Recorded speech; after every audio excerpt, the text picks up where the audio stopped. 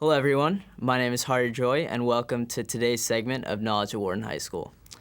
Joining us today is Katyln Grasso. Katlyn's a junior from Buffalo, New York, studying finance and strategic globalization at the Wharton School of the University of Pennsylvania.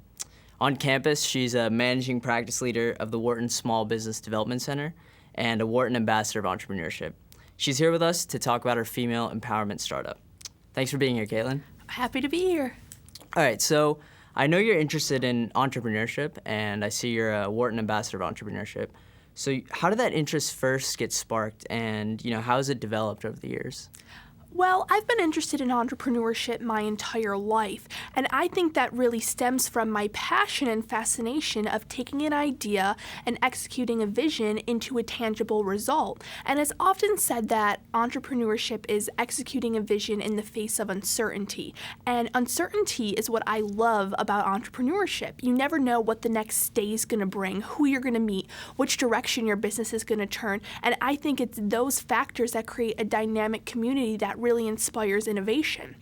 I really started getting involved with entrepreneurship when I was in high school. I was very involved with Girl Scouts, and my troop created two nonprofits, Comfort Kits, which provides toiletries and care packages to victims of domestic and sexual abuse, and the Kids Distributing Knowledge Book Closet, which provides free books to underprivileged children in the Buffalo community.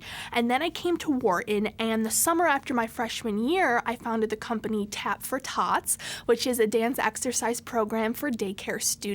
And that just started because I was looking for a summer job, and I've always go down the non-traditional path, doing stuff that a lot of people may not want to do or they may not think it's really interesting. So what I did is I was just walking around and I saw a daycare with a sign that said teachers wanted. And I knew I didn't want to be a teacher, but I said, I've been tap dancing for 17 years. I think I could teach kids how to tap dance. So I just went in and said, do you want to try this program? I had no program at this point, but I said, I'll think of something, I'll make something up. So they gave me a chance, and then that became successful, and now I've grown to over 20 clients. And it's something that's still growing, and it's a great way for me to fuse my passions of business and tap dancing, and I'm really excited to keep building that business.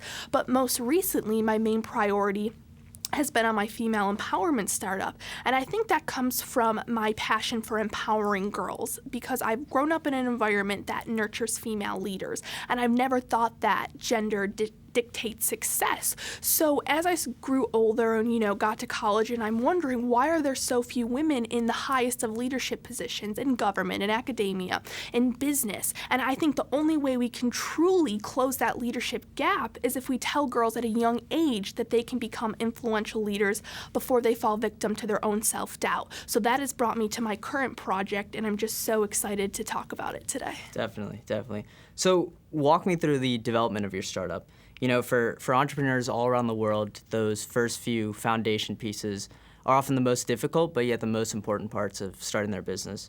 I'm sure our viewers are interested in hearing more about what steps you took to kind of lay that framework for your business.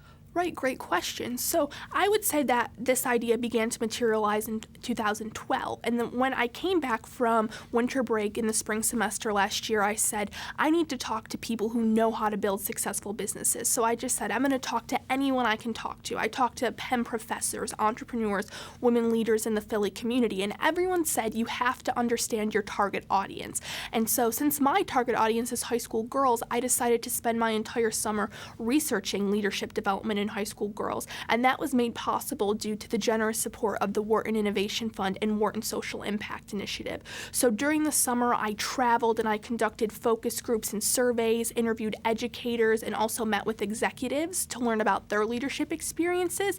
And then in the middle of the summer, I also launched the Leadership Camp for Girls 2013, which was a leadership development program for girls in Western New York. And by the end of the summer, I interviewed more than 700 girls, 40 female executives, and 30 educators in all 50 states, 9 countries, and 4 continents. Wow.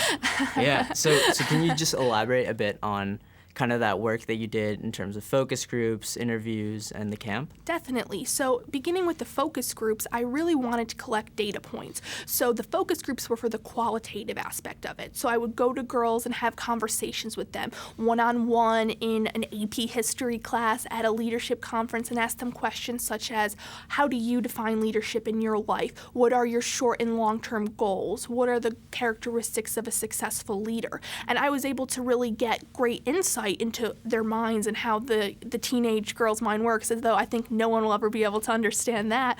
But then through the survey, I wanted to collect quantitative samples, so I would ask them questions in electronic or in Qualtrics survey about rate your confidence on a scale of 1 to 10, rate your ambition on a scale of 1 to 10. And I think the survey and the focus groups really work together to reveal critical insights into the external factors that influence leadership development in girls. Right. So what exactly did the executive interviews consist of?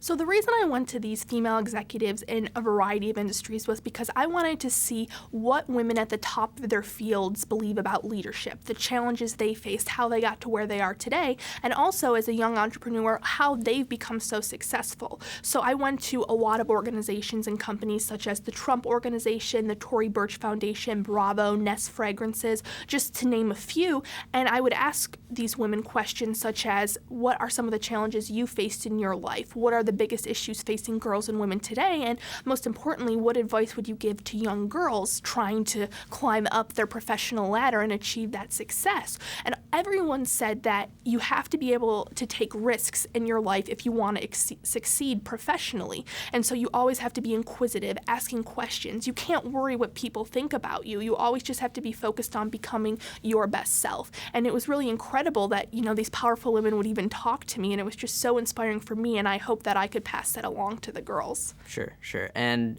I think the last aspect you mentioned was the leadership camp. So what did that consist of? So the leadership camp for Girls 2013 was an idea I had after I read The Lean Startup at the end of May. Everyone was telling me, you need to read this book if you start a business, so I definitely recommend reading that book.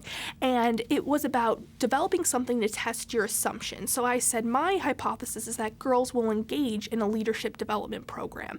So what it was is every Monday night starting in July, it was a session or a workshop where girls would come and listen to prominent executives in the Buffalo area. So the CEO of the local zoo, the CEO of a branding agency, and those women would share their experiences with the girls. So, and I also developed an interactive website that allowed the girls to participate in skill building activities that were related to what we were talking about that week.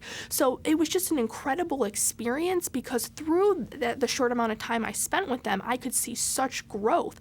And that was when I really learned that although business is about making money and making profits, it's also the deeper seated issue is how can we inspire social change? And for me, that's helping girls and empowering them to do great things in their lives. Right, definitely. So can you tell me a little bit more about your startup right now in terms of what you've done over the past few months, what you plan for the future, and what your outlook is? Yes, I would love to. So right now I'm currently in the process of expanding upon the success of the camp. So that means, getting a more detailed programming module down, and also I'm developing the next iteration of the website as we speak. Hopefully someone's coding it right now, actually. And then what I'm actually going to be doing is launching it in the next few months, even few weeks. I'm going to New York at the beginning of November and presenting to schools and getting more girls on board. And I'm also doing the same thing in Philadelphia with the support of the Wharton Social Impact Initiative and the Vice Provost of University Life's office. So that's in the next few months. So a lot of exciting things happening, and I'm really happy to get all of that moving and work with even more girls. And most recently, I've become a youth champion of the UN Foundation's Girl Up Initiative, which is a campaign to raise awareness about international girls' rights. So that provides me with an additional platform to get out there, talk to girls, and learn how to empower them even more. Right. Okay. So, having you describe all this makes it seem so effortless. But as with any new venture, I'm sure you face challenges. So can you kind of tell me more about what challenges you face and how you've been able to overcome them? Yes. And first of all, I'd say that facing challenges is part of everyday life as an entrepreneur. It's in the job description if there were a job description.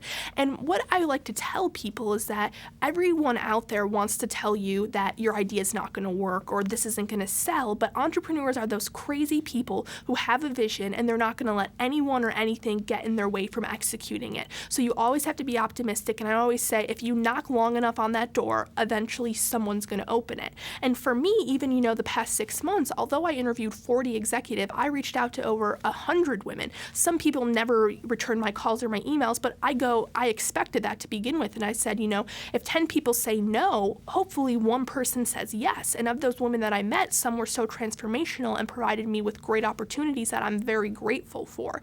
And then also with getting girls to register for the camp, in the beginning of the summer, I only had about 5 to 10 girls registered, and I said, it starts in 3 weeks. What are we going to do? Is this going to work? But I always knew there was something in the idea that was going to work. It was going to take off once people knew about it. So I just kept going out to schools and advertising, and then by the time the camp came around, I had more than 30 girls. So I'm always a firm believer in just through hard work and perseverance, you really can accomplish your goals. Yeah.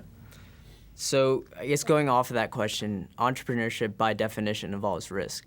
So this risk can be related to capital, to time, especially for our budding high school entrepreneurs, academics, and that school life balance. Right. So how have you managed to kind of mitigate your risks and balance your college life with this, amazing new startup? Yeah, so I'm not going to say that being a student entrepreneur is an easy task. It is difficult, but it's also the most rewarding thing that I do. And what I really think is so critical about being a student entrepreneur is learning how to prioritize, because you want to be successful in school, but you also want your business to be successful.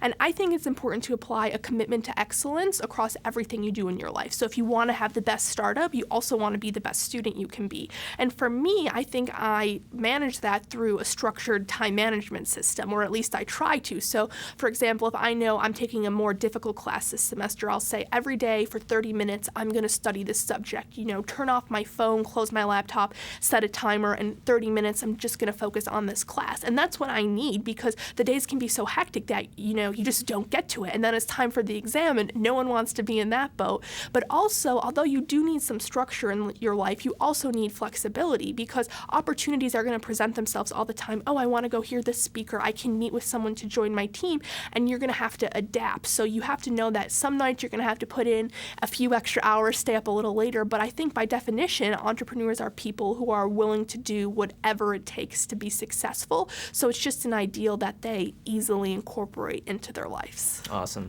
So to wrap things up, I was wondering if you could impart some wisdom for our viewers. Since you focus on the empowerment of women, what's one piece of advice you'd give to a high school girl looking to get involved in entrepreneurship or the betterment of her community in general?